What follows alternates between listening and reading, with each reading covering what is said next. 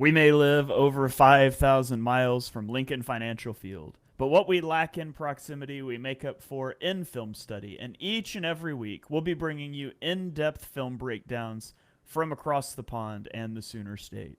Welcome to On the Shane Page. I'm your host, Shane Haff, and you can follow me on Twitter at Shane Haff NFL. I am joined by BGN's own film guru, Jonny Page. Give him a follow on Twitter at JohnnyPage9. Jonny, how are you doing this evening? I'm good. We've already discussed this off air, but if it does sound like I'm under attack, I'm not tonight. I don't know if it will come through on the mic, but it's firework night in the UK, which apparently you actually know about. Guy Fawkes or whatever you want to call it. So yeah, if it sounds like I'm under attack, that is why. So if you see me on mute a lot, apologies to the listeners, but I don't think it will get picked up on the mic. So I think we'll be okay. You guys haven't told me you can hear anything. But if the neighbours decide to get a bit wild, I promise I'm not under attack. But yeah, I'm good. Busy, because we've already moaned off air that the Eagles make too many trades. Just one too many. But good show today. We'll get to recap what we predicted preseason. We got the best guest of all time, as always, back again. So yeah, it should be a lovely one. Yeah, it brings my heart great joy during the intro video to look over and see Brandon bobbing his head to our soundtrack. It's quite a strange soundtrack, to be fair. It is. Jonny picked that, by the way. I don't know if you remember that. I do not. I sent you 3 different options with the videos, and that one was the weird one, and you were like, let's do that. It sounds different. The other 2 must have been terrible. But there you go. So, yeah. So as you might have guessed, if you're listening and not watching right now, we're joined by Brandon Lee Gowton from Bleeding Green Nation. Give him a follow on Twitter at Brandon Gowton. Brandon, always a pleasure to have you on the show. Glad to be here with you guys. Really amazing bye week for the Eagles. The Eagles did not play, and it is yet like they won the bye week. So exciting times to be talking about them. Yeah, we've got basically every other contender in the NFC losing. We've got the Cowboys making stupid trade decisions. It was a great week for the Eagles, and we're going to get into all of it. So like Jonny said, we're going to revisit our preseason predictions, and I think that was like show 100 or something. You can go back and find it if you want to, but we're going to walk through those and maybe update those. But before we do want to get into the Eagles trades and just talk about those briefly. So I know Jonny's written things for Bleeding Green Nation. He's recorded some film rooms for the Patreon, but we'll just go through these. You know what? Let's do them in reverse order because they were probably executed in reverse order. Let's talk first about Jaylen Phillips for a 3rd round pick. From the Miami Dolphins. For me, I thought it was a little interesting that the Eagles brought in somebody from Miami when there was such a bad culture around Miami when Vic Fangio was there, and they seemed to run him out of town and celebrate him being gone. Now, I'm assuming, Vic knows more about Jaylen Phillips than anybody, and that clearly doesn't mean that everybody in the locker room was celebrating his demise, but it was just kind of jarring to be like, oh, they went and traded for a Dolphin. And I feel like looking at Phillips, he's still a high quality player. Obviously he's dealt with a lot of injuries. I think it was an Achilles in 2023 and then an ACL in 2024. And it feels like he's not as effective like bending the edge, and he's not going to be like a great run defender, but I do think he pretty immediately becomes the Eagles' best pass rusher on the edge, and it's something the Eagles desperately needed to upgrade. So there's always the potential they could extend him down the road too, but as of now, I would think it's probably best to view this as a half-season rental with the ability to, or the potential, I should say, to earn a comp pick back. So BLG, what did you make of the Jaylen Phillips trade? I like it. They needed pass rush help, and they got one of the best pass rushers that was moved before the entire NFL trade deadline passed there. So I like that. I like the familiarity with Vic Fangio. I like the fact that he brings something different to the edge rusher room, as we all talk about a lot. It's just like relatively small room. Nolan Smith plays bigger than his size, but he's just not the biggest kind of guy. They have someone now, which they kind of lost in Josh Sweat, who is longer, taller. So I like that profile. I like the tenacity he plays with. He plays with a lot of effort. And I think back to when I watched him go up against the Eagles in 2022. The Eagles and Dolphins had a joint training camp practice. And Jaylen Phillips looked really good in that practice. That's just one practice. I'm not basing everything about him on that. But having seen him, that being one of the few times I saw him up close and in person, I can see the upside here. a third round pick also, when you have 3 third round picks, and I know Shane, you've been on this train with me, like you're not going to make all these picks anyway when the Eagles have all these, and be able to roster them all and fit them into the overall picture. Like when you have 3 third round picks, you can trade one of those third round picks, especially when it's your own, which would ideally, hopefully, be late in the third round as well, and not that Jets pick that you have, which could be maybe the top third round pick in the round, depending on how the Jets finish out here. So overall, I like it. It really just comes down to, can this guy stay healthy? In addition to the injury issues you talked about, Shane, he had the concussions in college to the point where he stopped playing football at one point because of those and was recommended not to play football anymore. So it's, it's something we can't sit here and like analyze in terms of, is he going to stay healthy? We don't know. The track record's not great, but it's possible he does, and he looks great for the rest of the season. And that would be a very good outcome, even if he ends up walking. But that's just kind of what it comes down to. Can he stay healthy or not? Yeah, if it had been the Eagles' own, or excuse me, if it had been the third round pick the Eagles have from the Jets, I think I would have not liked the trade. Because honestly, like the difference in terms of trade value between the top pick of the third round and the last non-compensatory pick of the third round is basically equal to like a mid-third round pick. So that's a massive difference. And I don't think I would have been super excited about the value, but given it was the Eagles' own third round pick, I think it's a really good move as long as he can stay healthy. Jonny, what are your thoughts on the Phillips trade? Yeah, I really like it. I wasn't sure when I saw it, I must admit. Some of the numbers were a bit weird, and Brandon Thorne does the best work, in my opinion, of anyone judging pass rush, and I subscribe to his Substack, which if you don't, you should do. And long story short, he didn't have him in the top 34 for sacks, and I was like, it's quite a lot to give up. By the way, Trench Warfare, the name of the Substack. But he literally released today his updated pressure one, and he is 12th. And that does not surprise me at all, because the big thing I mentioned in my film piece for BGN is that he's very good at getting pressure, just doesn't necessarily turn it into sacks. And I wonder sometimes how much of that's luck. And it does make you wonder, like, if he had like 3 more sacks this year, would he have gone somewhere else for a higher draft pick? The Eagles may be quite lucky to get someone who hasn't converted pressure into sacks this year. I don't know if it's controversial. I don't know what people will think, but I think he's the best pass rusher the Eagles have got from the edge instantly from day one. I'm not sure it's that close as a legitimate edge. Like in terms of physicality, in terms of athleticism, just the way he rushes the quarterback, he gets it. And I think he's a good fit for what Fangio does. Maybe like fit is a bit overrated, I think, when it comes to pass rushers. It's sort of like a lot of it's one-on-one. It's not really too much about scheme, but Fangio does run a lot of stunts. He does let his guys rush inside. He's willing to do that. Quite often you kick inside when they play their 5-man fronts, and Phillips can do that. So for me, I don't mind it. The third round doesn't bother me, like whether he stays, whether he goes. I don't think it's out of the equation he stays.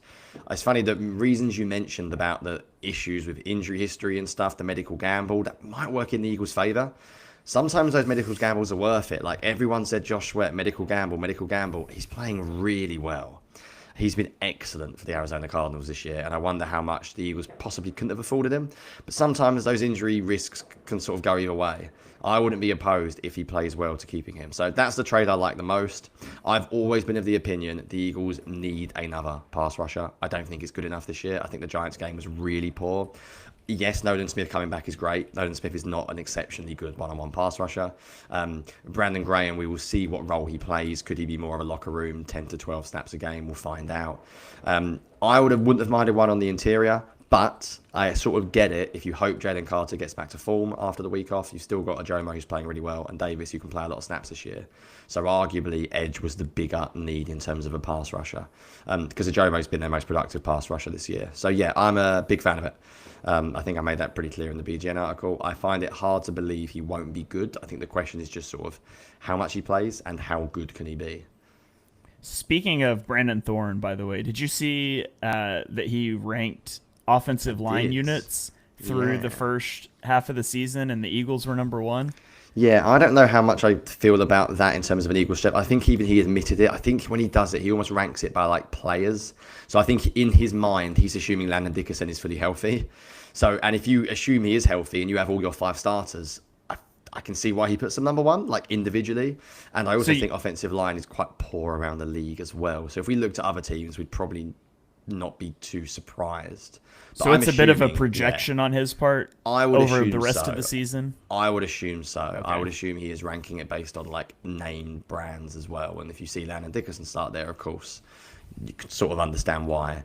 But he's not been Landon Dickerson this year. But I think he's almost projecting that he will be. And I might be wrong. I'd be surprised if he said the Eagles have been the best line this year. But maybe he did. Yeah. All right. Well, let's go to the second trade. It was Jair Alexander and a 7th-round pick from the Ravens for a 6th-round pick from the Eagles. Jonny, I'll let you talk about this one first because I'm definitely not letting you talk about Michael Carter first. So talk to us about Jair Alexander. Literally no idea what to say about this one. The 2024 and 2025 film is sort of mad. He just didn't play very much in 25, so we haven't really got much to see. Like, there was some borderline unplayable reps. The one thing I would say about 2025 is, to me, he looked really hesitant and a little bit lost, whether that's a mental thing. I think sometimes we assume mental things can be like, I don't understand the scheme, but sometimes it can be, I don't trust my body anymore. He's 28. People talk about him like he's like 32. Like, he's perfectly fine. He shouldn't decline this much. So I sort of like it. I think if the Eagles think they can get him anywhere near 2024, I think he's a really good cornerback. It's just this year has been so poor. So I think if he's like, if you put 2024 Jair Alexander on, he is clearly the Eagles cornerback opposite Quinion Mitchell. I don't think that's particularly close compared to what we've seen this year from Adoree Jackson and Keely Ringo and Jacorian Bennett. I think he's always had a good mentality, like a very aggressive mentality. So I sort of want to like it. I just don't really understand what's happened this year. But sometimes things don't work for a certain team. And sometimes they get familiar coach, familiar circumstance, and suddenly it all feels like better again. I did post him a Discord chain, and I know I'm not big on PFF numbers this year, but he's been in the league since 2018. He has had a 70-plus defensive grade every single season, which is really hard to do, including a 90 defensive grade. In coverage, he has had a 75-plus grade every single season. Sorry, one below 75. His rookie was 73. This year, his defensive score is 36, and his coverage score is 31. So either his body is completely broken, or he's only played 43 snaps this year. He's never got confident, and there's something there. But it is weird to see someone play 7 years of very consistently good football, and then at age 28 just completely bomb to be totally unplayable. So I'm cautiously optimistic, but who the hell knows? Maybe he is just physically done.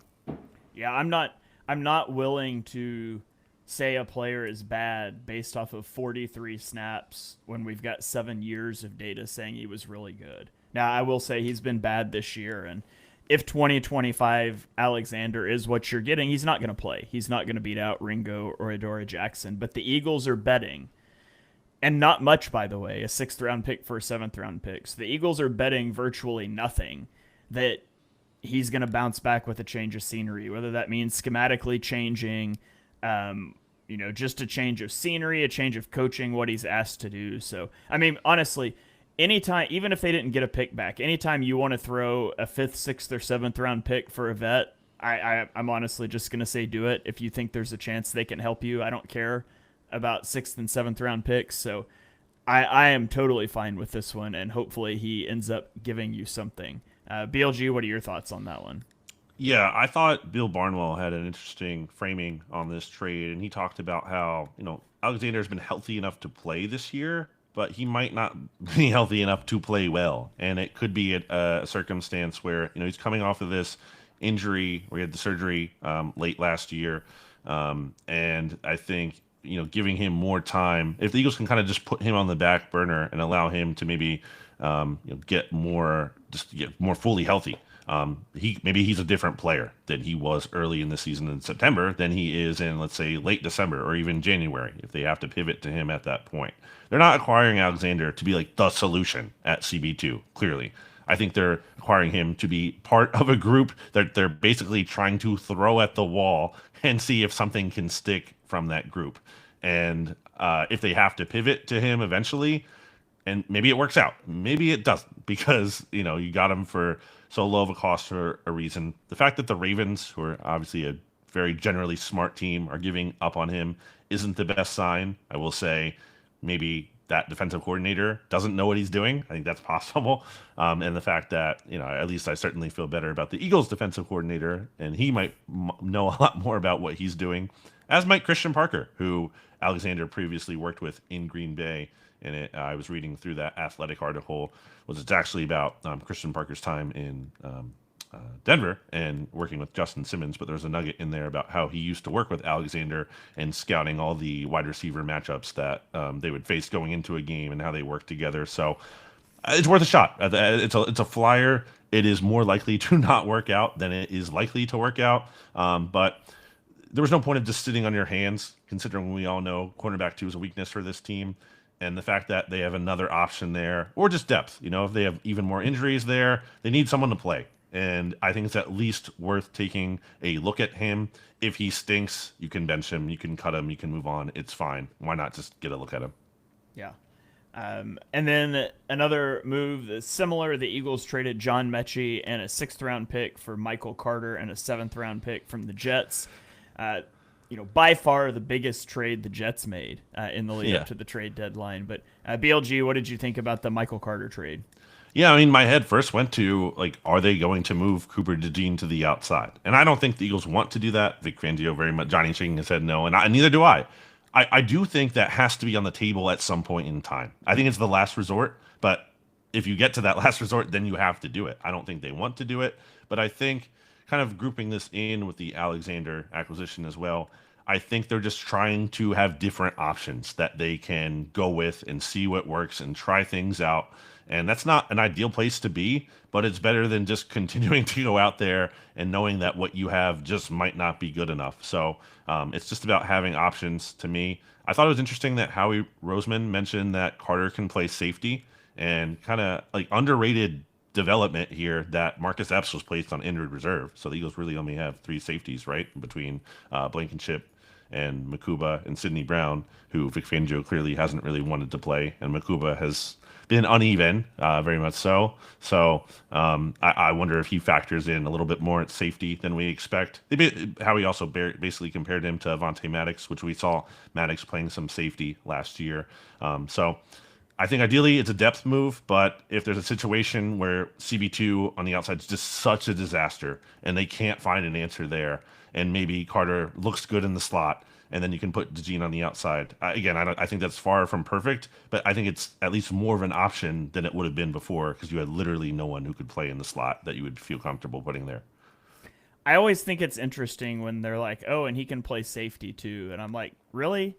Because he's played 10 snaps at safety in his NFL career. He has played more snaps aligned on the defensive line in his NFL career than at safety. So I always think that's kind of a funny thing. But, maybe. And, for me with Michael Carter was a tremendously talented up-and-comer for the Jets a couple years ago, and I think injuries have really just killed him over the last couple of years. And he is a slot. This isn't a guy you're going to put outside. And I don't think they want to put Cooper DeJean outside, but like you said, it gives them options in a totally catastrophic situation. I mean, CB2 is just still a disaster for the rest of the year. And then all of a sudden Quinyon Mitchell goes down for a game. And, it's better to have the decision of, do we want to kick Cooper DeJean outside and put Michael Carter in the slot, than to not have a decision to make at all and just be forced into a bad situation like they were against the Giants on that Thursday night football game with Adoree Jackson and Keely Ringo both out there. So, to me, you gave up nothing. Again, a 6th for a 7th, and you swapped a receiver that you were never going to play for a corner that you may also never play. And, neither Carter nor Alexander, given what we've seen this year, is a top 3 corner for the Eagles. But I think the Eagles are banking on maybe one of those guys returning to 2023, 2022 type of form. And if that happens, great. And if it doesn't happen, you really didn't give anything up. So I really liked all of these moves. I don't think either of the corner moves is probably going to have an impact, but I still like it because it's throwing a dart at the board. And I think that 6th round pick is a dart that is more likely to hit on a Jair Alexander or a Michael Carter than a whoever the Eagles would have drafted next May. So All right. Do we Do I need not to hear even get my Johnny's thoughts? negativity, or should we Wow. just skip past that? And There's not negativity. You know my opinion. Just don't move DeJean, man. Yeah, fair enough. The difference between him and Alexander, I was going to say, by the way, is Alexander was good for 7 years. Michael Carter was good for basically 2. And the last 2 years, he's been bad. And unlike Jair Alexander, he's played. So he's been bad this year and played 88 snaps. And he wasn't particularly good last year. And he played 190 coverage snaps as well. So the difference is he's played and not been very good.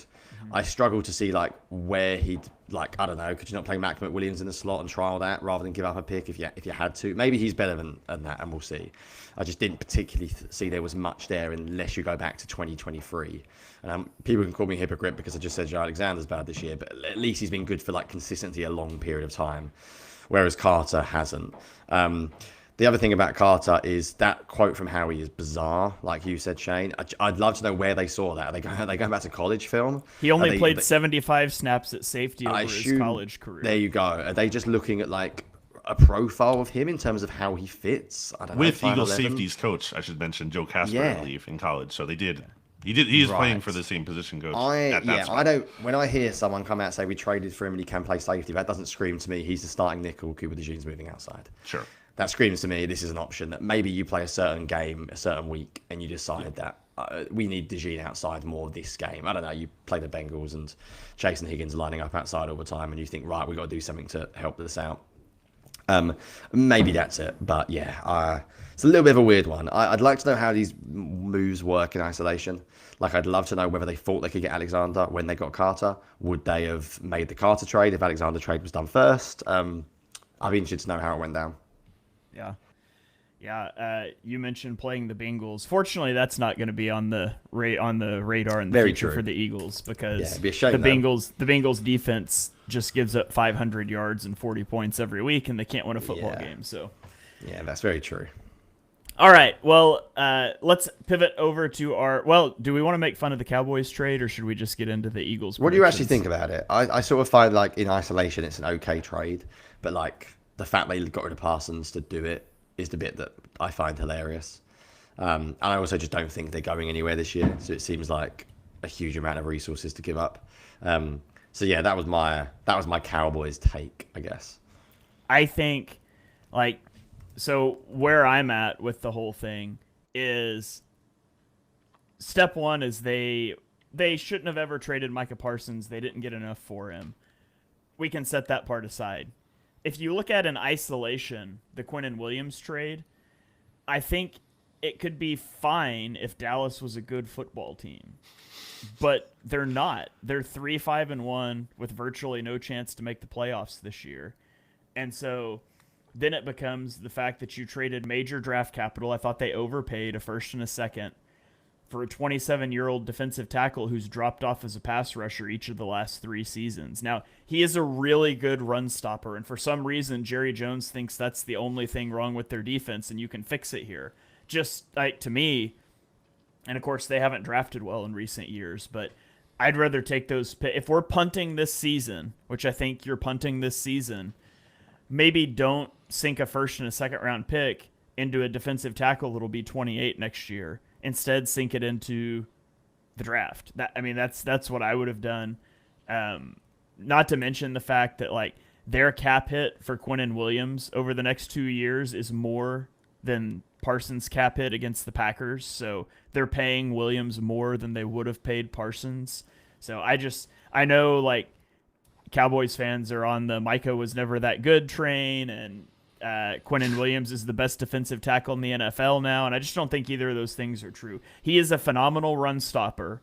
He's probably one of the top 2 or 3 guys in the NFL at that, but the pass rushing has really dropped off, and I just am not giving that kind of capital up for a guy that's not rushing the passer very well. Man, what happened to Kenny Clark? I thought Kenny Clark was supposed to come in and solve all of the Cowboys issues. That defense was bad against Cardinals, wasn't it? Yeah. I think the downside of this trade for the Cowboys is like scary in terms of the Cowboys are giving up the more favorable of what their pick and the Packers pick in 2027 to the Jets. Maybe Dak Prescott ages fine over these next couple of years, but they're going to have to make a decision on him probably after 2026. Next year in 2026, $40 million of his salary is guaranteed. So that's kind of like effectively the last true year of his contract that he currently has. I think he might have like 2 more years after that, but like they're not real years. So they're probably going to have to make a decision to extend him at that point. And maybe it's a no-brainer at that stage, and you do. But it also could be a point where like this isn't working for us. Like Dak Prescott isn't the guy who's getting us over the hump. Maybe he's declining, and so then you don't pay him. And then if you need a high pick to kind of replace him, the Cowboys have gotten very lucky, obviously, with Dak and Romo, not needing high picks to get a quarterback. Probably not sustainable. It certainly doesn't optimize your chances. And that pick that, they could have a very high pick in 2027 that they won't control, and it'll be going to the Jets instead. And I just think the downside of that, and as our good friend Ben Solak mentioned here, it's quite possible that the 2 first-round picks that the Cowboys got from the Packers for Micah Parsons, if those are like late 20s, even 30s, whatever, depending on the Packers do, it's possible like the picks that the Cowboys got for Parsons are actually not even as valuable as the ones the Cowboys gave up to the Jets to get Quinnen Williams, which would be a disaster. There's very serious downside potential for that move. And then they're going to have to pay Williams too, because again, he's currently under contract through 2027, but that last year isn't real. Just like I said with Dak, it's really just like, I think 2026. So if you look at this year as a wash, which it kind of is, I was looking up the Cowboys playoff odds. They're plus 850 to make the playoffs. So if you're feeling really good and you want to put $100 on the Cowboys to make the playoffs, you could win $850 right now, the long shot.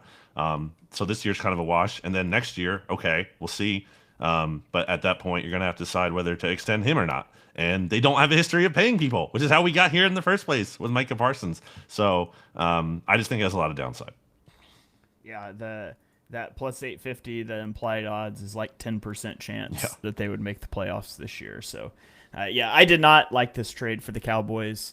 I did, however, discover that Cowboys fans still exist on Twitter. I actually thought they had all left. They kind of stopped chirping after becoming the first team to ever lose to a 7 seed in the playoffs 2 years ago. That's the last time I heard from Cowboys fans until yesterday. So they do exist in the wild still. So congratulations. This is when we need the BLG and RJ. I just did one with back him in the day. Oh, good. On the Bleeding Green YouTube channel. So check that out. Even better. This is the days we need it, with the Cowboys sucking and Washington sucking, and the NFC mixtape is That's right. It was badly needed this time. It's all going well for the Eagles this year in the NFC East, to be fair. Yeah. So, okay, now let's get into the predictions we made before the season started. So we had a bunch of categories, and we each picked players. And there were repeats allowed, although I think we didn't really repeat very often. But we'll run back through these and our answers and kind of update them at the midway point of the season. So first up, we had offensive MVP. And I predicted Jalen Hurts to be the Eagles' offensive MVP. You guys both chose Saquon Barkley. So I guess we'll throw it around and we can just talk about who our pick would be at this point. And for me, I'm sticking with Jalen Hurts. I mean, if you told me before the season the run game would be bad, the O-line would be banged up, A.J. Brown would be hurt, we would be wondering if the Eagles were going to fire the defensive coordinator 6 weeks or offensive coordinator 6 weeks into the season, I would have thought this team would have had a really rough time. And yet they're 6-2 with wins over the Chiefs, Bucks, and Rams. Hurts has completed 70% of his passes with a 15-1 touchdown to interception ratio. So I'm sticking with Jalen Hurts as my MVP pick. Jonny, what about you? Yeah, I think I'm looking at my first 2. I gloated about how many I got right last year. I'm not sure about this one. I think me and BLG obviously both went for Saquon. If I was voting again, I would change. I think I would go with Hurts as well. I think it looks to me like they want the offense, and we'll see. Maybe it will go more of a run-heavy approach, but it seems to be like they want to throw the ball a little more this year, and the run game hasn't taken off yet. So it's still a toss-up, but I think Hurts would probably edge it. But you never know. In a few weeks, I might look smart again if Saquon has a couple of like 200-yard games back to back. I still believe this offense should be a run-first team, and maybe they go back to it. But yeah, so far this year, the safe option wins out, I believe. On the 1-game sample size where they actually ran gap schemes, Saquon looked pretty good. Yeah, that's all I'll say. But BLG, what about you? Yeah, it's funny. I was not bullish enough on Saquon last year, and in a way, almost too bullish on him this year. Although I would Yeah. argue like it's not his fault why he hasn't been more successful. Now, part of that is you are running back, and you can only control so much if the scheming, if the offensive line play isn't there for you. So it is Jalen Hurts, absolutely, to this point. I mean, he's just had 2 excellent games heading into the bye. Even in like the Buccaneers game wasn't a perfect game for him. That first half might have been the first half of like any game in his entire career. So I think we're seeing the through line of Jalen Hurts this season to me, going back to even week 1, where basically he's carrying the offense with his runs because the design isn't quite there. I think Jalen Hurts, and I feel comfortable projecting him and leaning into him. Jonny, you talked about there how, you want them to be a run-first team. That has to be, to me, an element of this team for sure, especially with Saquon here. But I want the coaching staff to lean more into Jalen Hurts and trust Jalen Hurts a little bit more than they have as a whole to this point in the season, because I think he's playing at a very high level, and I think he can handle a little bit more on his plate, specifically when it comes to, letting him throw the ball down the field, because he's just so good at that. And they weren't really doing that at times early in the year. So, yeah, I will absolutely go with Jalen Hurts, who is one of the betting favorites to be MVP of the entire league. Yeah. All right. Well, then other side of the ball, defensive MVP. I picked Zach Bond. BLG picked Quinyon Mitchell, and Jonny picked Jalen Carter. I don't know where you go with that one at this point. BLG, who's your defensive MVP at the halfway point? I'll go with Quinyon Mitchell. I think Quinyon, he won NFC Defensive Player of the Week for going up against the Bucs, shutting down Emeka Egbuka, who's been a problem for a lot of teams this year. Has it been perfect? No. I think he's not been quite to the level maybe that he was last year, but he's still very, very good, an elite cornerback. And you saw just how much the defense did miss him when he went out of that Giants game, the first one. So I'm comfortable with sticking with Quinyon. I think he's been really, really good. All right. Jonny, what about you? Well, I'm not going Jalen Carter because he hasn't been very good.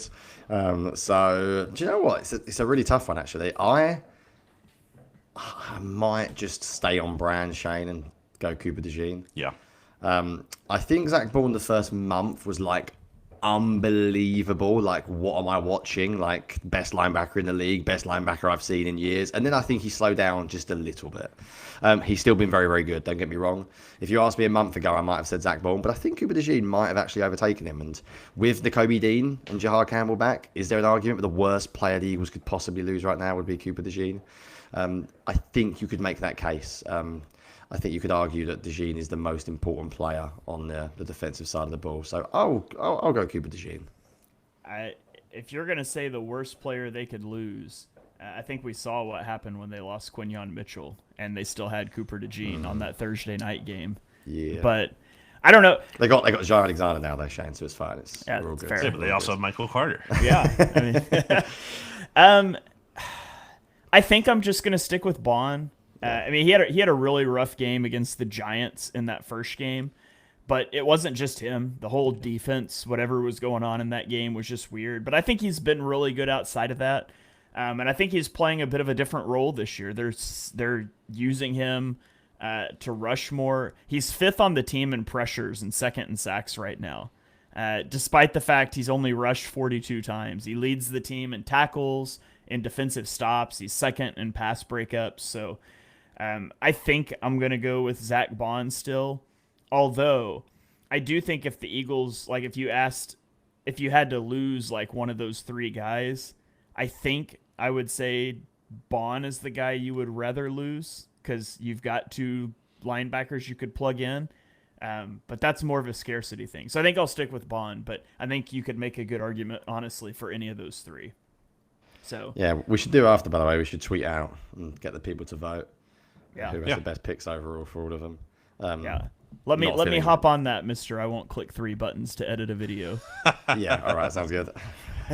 Okay, offensive breakout player of the year. I went with Devontae Smith.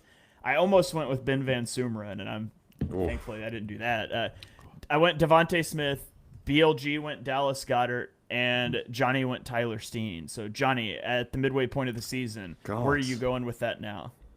I don't know. I think. Are you right?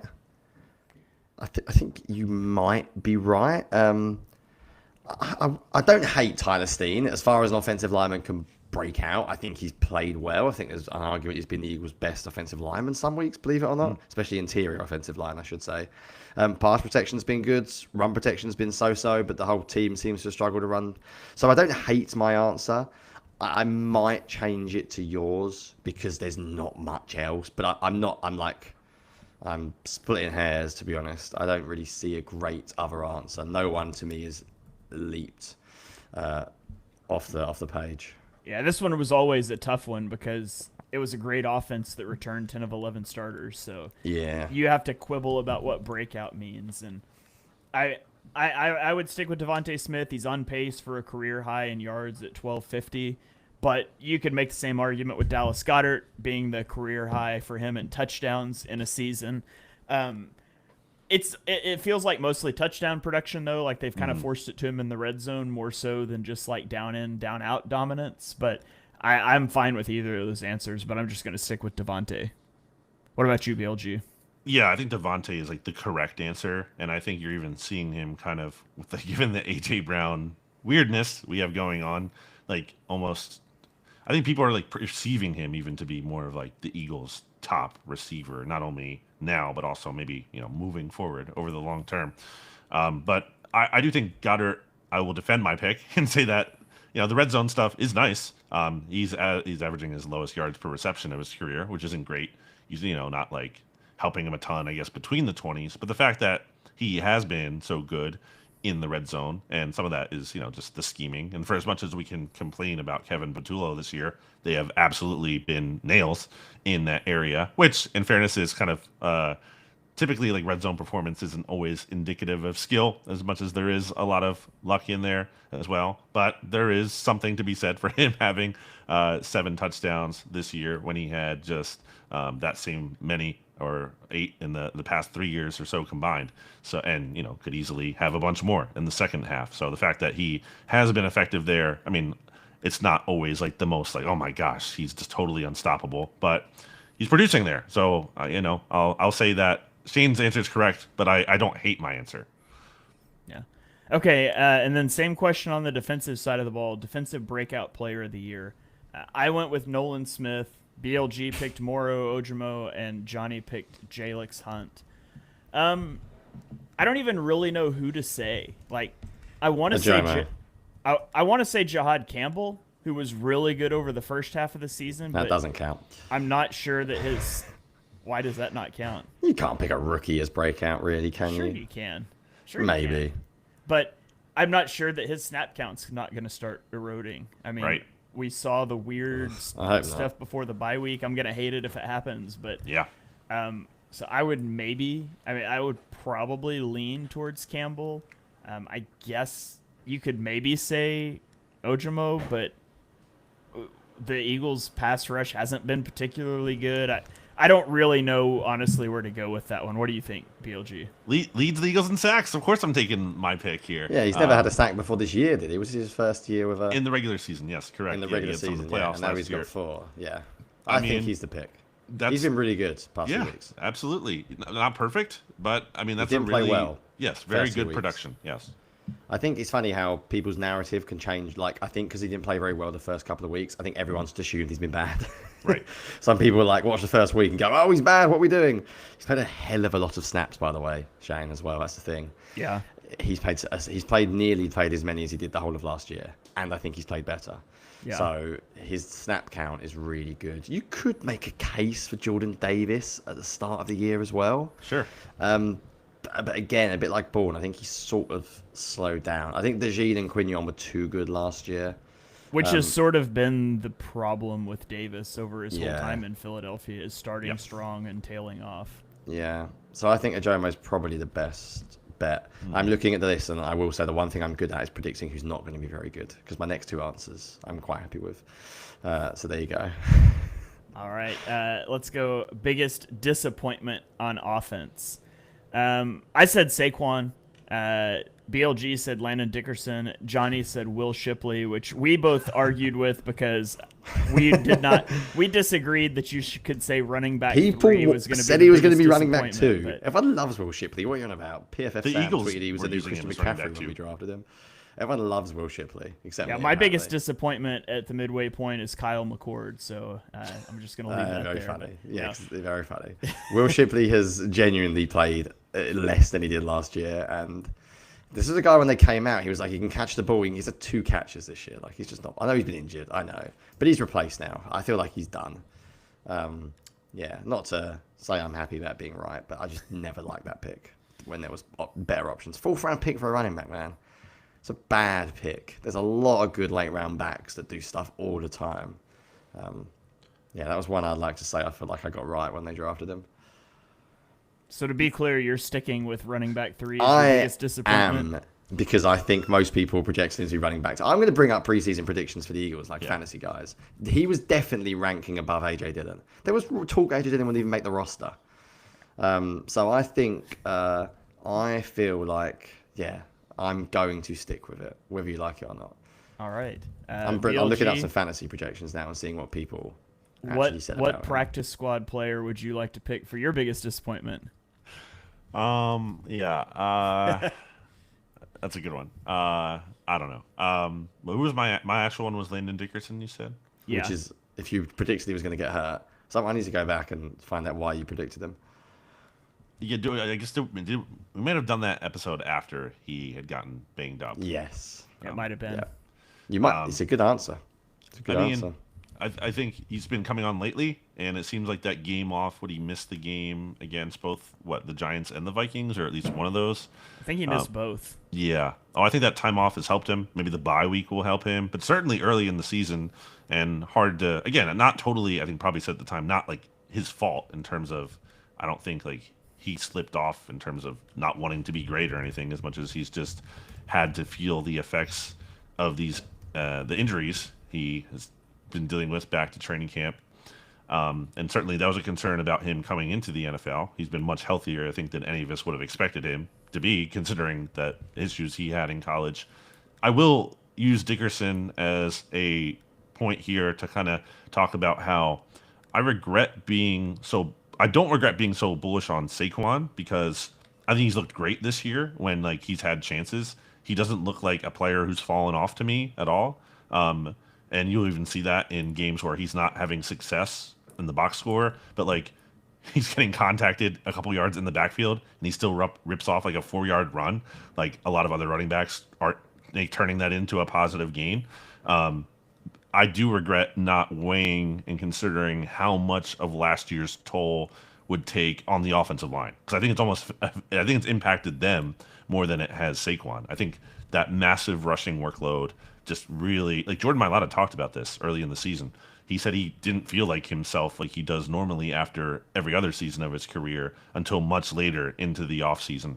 And the fact last year that you had Landon Dickerson get banged up in the NFC Championship game. Same thing with Cam Jurgens. And these guys had off-season surgery and haven't been 100%. Lane Johnson has missed some snaps this year. The only guy who hasn't so much is Tyler Steen, who did not play last year, and he has been healthier. So I absolutely do kind of regret not considering, and something I have learned going forward, that when you're talking about these massive running back seasons and how it might impact them and they can't do it year to over year, I think it's the offensive line too. That's a huge factor in that. I think good comment from Breda Clip saying Jahan Dotson could be a shout this year as disappointment. I know he wasn't great last year, but he just hasn't been involved. Yeah. And they traded a third for him. That's a bad trade, isn't it? It's a bad trade. I'd rather have Jaylen Phillips for a third, that's for sure.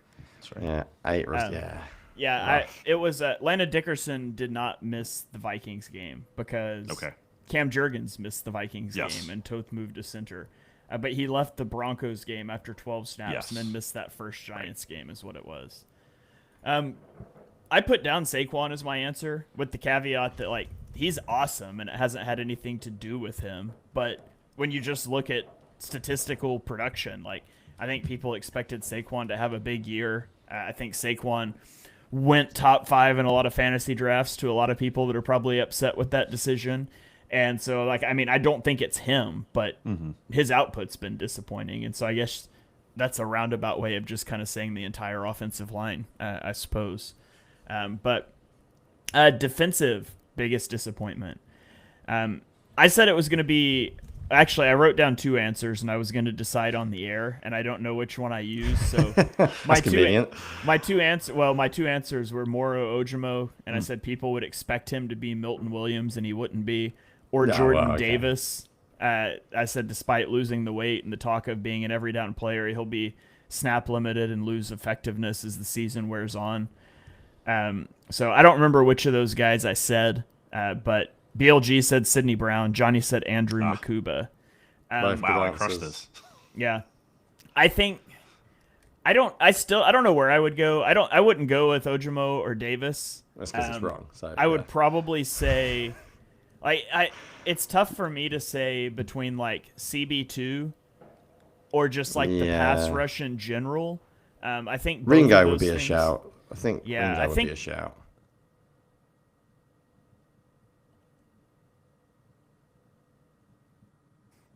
But I don't honestly really know where to go with that one.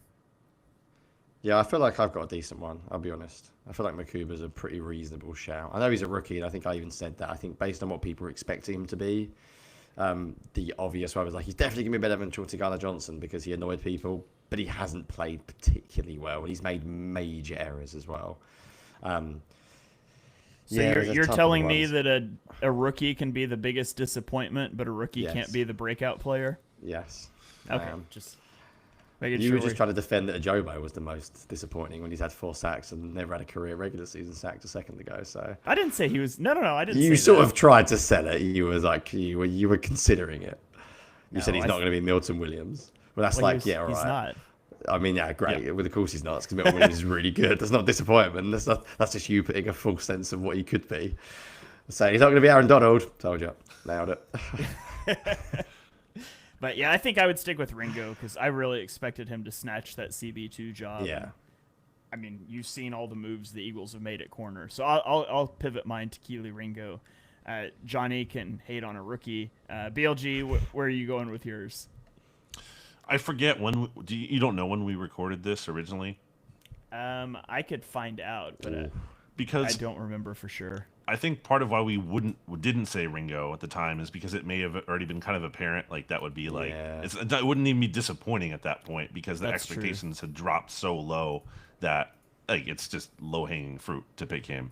And there were no expectations at that point as he's like losing the cornerback battle to Adoree Jackson. So I think in the scope of like the entire, if we mark since the end of last season, certainly it's Keely Ringo. But seeing the context of him struggle in training camp, the expectations dropped.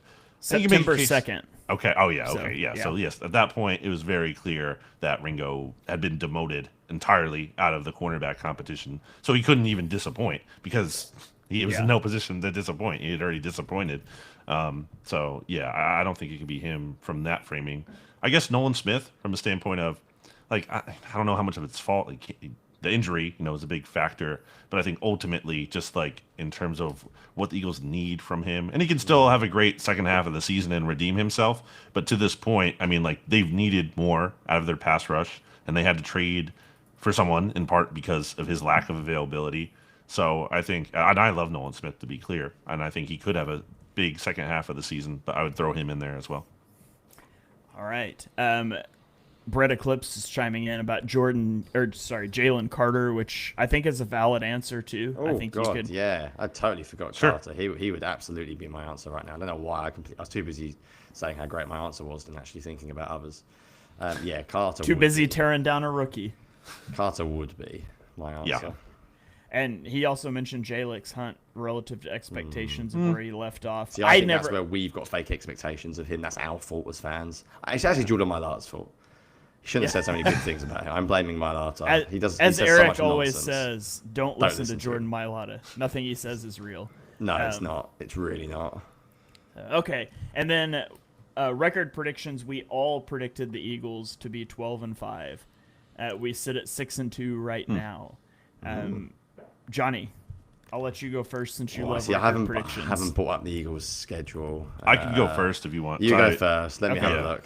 I did this earlier today, and I did the same Good thing. idea. I was like, let me look at the schedule again. Yeah. I'm going to go with 7 more wins. They play 9 more games, right? I'm going to go 7 wins. There's 6 of them that are like very just winnable. Not that like they lost to the Giants, obviously, so you don't know for sure. But I think like 6 of those, most people would agree they're going to win. And then after that, there's 3 especially difficult ones when you're looking at Bills, Packers, Lions. Yep, exactly. So Cowboys those are is the ones. away, isn't it? Though Cowboys won't be easy either. Yeah. Yeah, absolutely. But yeah, as a case in point, yeah, in terms of like you It's can't not just an take easy it for schedule, granted. to be fair. Chargers, I feel like it's got easier because they've lost both their tackles. Commanders suck, but I think Yep. they could always. Oh do yeah, those something. Commanders game, but the Commanders and the Raiders like late in the season. Bears won't be easy Yeah. because Ben Johnson's just going to do No. something stupid. Disagree. I don't Not know. a Bears fan. Yeah, You they also- they're annoying on an individual game by game basis. But yeah, Packers is not. Yeah. So where would you go? So sorry, BLG. So if you had Oh them yeah, at 7, I'm gonna give you them had 7 them- more wins. I said they end. I'll go 1 over my prediction. I say they finish 13-4. You also get into all the weirdness with like their schedule. They play Monday, then 2 Sundays, and then a Friday, a Monday, a Sunday, a Saturday. So basically, in that whole stretch, they have 4 short weeks, including back-to-back short weeks when they go Monday to Sunday to Saturday. So it's terrible scheduling. And I do think that could potentially get to them, especially traveling on that second consecutive short week to Washington. And when you layer into that, like, there's a good chance they just don't play some guys like week 18. Yeah. So I'm going to stick with mine of 12-5. But a little bit of it is schedule related. A little bit of it is maybe they just like kind of throw a game at the end of the year because they already have their seeding secure. So I will stick at 12-5. Yeah, I think I'll go 12-5 as well. I'll go 12-5. I'm glad I went think- up because it would have been very boring if we all just stuck with the same thing. Yeah, I could see them. I could see that. I think Commanders are probably beat both times. Bears, Raiders, Chargers. Yeah, Lions, Packers, Cowboys. It's not easy. It's not easy. Bills are going to be difficult. Cowboys won't be easy. Yeah, I think I'll go 12-5. So we lost Shane here, I think. Wow, that's an It's absolute it's disaster. not Johnny for once, It's- but he's wow. reconnecting now. He's back. Wow. I'm here. Shane's embarrassing internet. He just sort it out. I'm here. I don't know what happened. Riverside strikes once again. Yes. Everyone's on my side now. It's Riverside. Revenge yeah, no, of I said Riverside. I think I go 12-5, Shane. I think Okay. I'm going to stick with what I said. Yes. All right. And what do so- we think that gets them? We should go on the record with that too. We think they get the 1 yeah. seed. We all think they're going to win the NFCs. division, obviously. And So they're going to be a top yes. 4 seed. I think that might get them the 1. Seahawks are 6-2, Rams are 6-2, 49ers are 6-3. But- Everyone's injured. Having the tiebreaker over the Bucks and the Rams could be huge. We'll see Big. about the Lions. The Packers. The probably Lion- won't matter. Seahawks are the team that I'm most concerned Seahawks are the about. ones, and I kind agree. of feel like it's still led by Sam Darnold, and Yep. I know he's changed, and he's playing really, really well. But I'm such a big believer in like long-term consistency. It does one bad game turn that into a couple of bad games. That would be interesting. Do the Seahawks have enough? I really like the Shaheed trade they just made. Really Yeah, like same. that for them. Same. Really like that. They've got a really that gives them Torrey Horton, him, and JSN is so vertically damaging. Walker's really good. Yeah, they might be the ones. I'd say top 2 seed, 12-5. Okay. Does it get you to 1? They might be 1 short. Who knows? Yeah. I'll say I- 1 because of the tiebreakers. Yeah, I think so, and part of that's me building in like maybe they just lose that last game because they're resting starters, which would probably mean they have the 1 seed. So, yeah, I think they probably get it done, but I do think it's going to be tough. The NFC is stacked. It's changed quickly from a very top-heavy AFC to, I think Mark and I were talking on Chalk Talk yesterday. I think there's 8 teams that you could realistically say like are Super Bowl contenders, and 6 of the 8 are in the NFC. With the caveat that maybe Baltimore is that 9th team if they can go on a run. Like I think they're certainly good with Lamar back, but they might have dug such a big hole that they just won't be able to get out of it. So, Mahomes, Allen, always scary, but I think the NFC is where it's at this year. So, all right. Well, we did it. We went back and looked You at our missed one predictions. final prediction, did you not? Did we? You What's missed our that? big bold predictions, so we can Oh, laugh at how wrong we were because this will Okay. be good. Yeah. Okay. So we can see- we so can what laugh one at is these. the worst? What one is the worst? That'll be the vote here. Who had the I think worst? it's mine is the worst. I'm Okay. not sure. So my Yours is probably the best, BLG. my bold prediction was that the Eagles would open the season with a win over the Cowboys and then lose 3 of their next 4. So that's bad. Yeah. Everybody would panic, and then they would win 9 straight after to get to 10-3. I didn't think we were the opposite. We were winning, but we sucked. So 10-3 is still on the table. Just the total wrong way. Yeah. BLG's was that Saquon would be better this year than he was last year, and he said that wouldn't necessarily mean more yards. But I he would don't be Okay. think better. Saquon's playing that worse. Yeah. If anything. Right. So yeah, I think if he had the fine. Colts offensive line, I think he could do exactly what Jonathan Taylor is doing. I this year. agree. Yeah. And then Johnny's was that Devontae and A.J. Brown would both have over 1,200 yards. Yeah, obviously injuries taken into consideration. It's not looking good, seeing as AJ Brown currently has a grand total of 395. I feel like it's probably going to take a lot for him to have 805 yards over the second half of the season. But how far's Devontae Smith away? What's he under? He's What's on he at these pace for days? 1,250. There So we he's on you know pace for it. you know what you know what AJ Brown, he's got over his little hissy fit. He spoke to the Athletic. He's let it all out. It's not impossible. He says that, but then wait until he starts deleting tweets hours before kickoff at the next He game. needs less than 100 yards a game to do it. They got 9 games left, right? And 2 against the Commanders. If he gets Lattimore, that's 400. Lattimore's Oh, Oh, in he's out for the the year. season. Oh crap! All right, cancel the prediction. That was my guaranteed like 400 yards over 2 games. Yeah. Yeah, Yeah, Dan now he Quinn just has thinking to go Lattimore against can still Lattimore's play backup. man coverage against AJ Brown all game would have been absolutely hilarious. Sad times. It's not impossible. 1,200 is not impossible. I'm now just solely rooting for that the rest of the year. So, yeah, I mean, I guess mine is the one that's objectively wrong. The Eagles didn't lose three of that 4-game stretch, and technically Saquon could still be better than last year, and technically AJ and Devontae could get to 1,200 yards. This is why you don't make a bold prediction that can be verified within the first 4 weeks of the season. So, I'll be better next year. I'll make a better bold prediction. Yeah, I need to think properly about. But bold predictions are always wrong. It clues in my name. Yeah, pretty much. So, except for last year when I called Quinyon Mitchell getting his first career interception to seal the Packers game on Birds of the Round Table, and then he did it in the playoffs. That's the only bold prediction that has ever worked out, for me at least.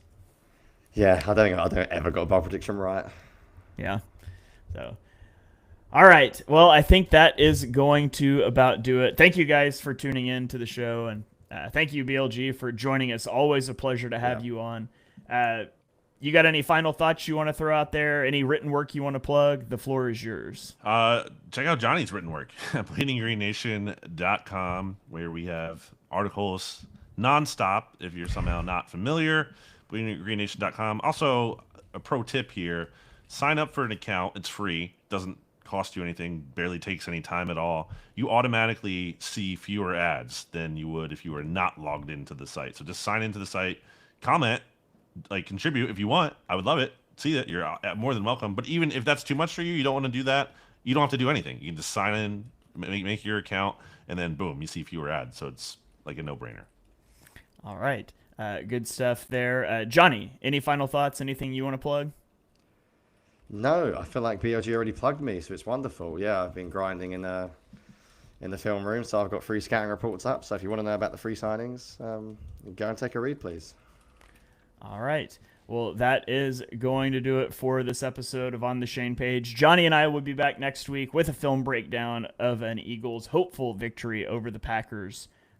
We haven't discussed schedule because it's a Monday night game, but our schedule is about to get shot to crap over the second half of the season anyways, so we will figure it out as you go. Make sure you've got that subscribe button clicked, or you're subscribed on podcasting platforms, so whenever we go live, whenever we drop shows, you guys will be able to see those, catch us live, catch us on replay. You can check out our Patreon at patreon.com/EaglesFilmRoom. A lot of perks there. Go check that out. But otherwise, we will catch you guys next time. Again, thanks BLG for joining us, the real champ, the guy that got Jonny and I behind the mic together to begin with. So always a shout out there. Would love to have you on again down the road. So thank you guys. We will catch you next time. Go Birds.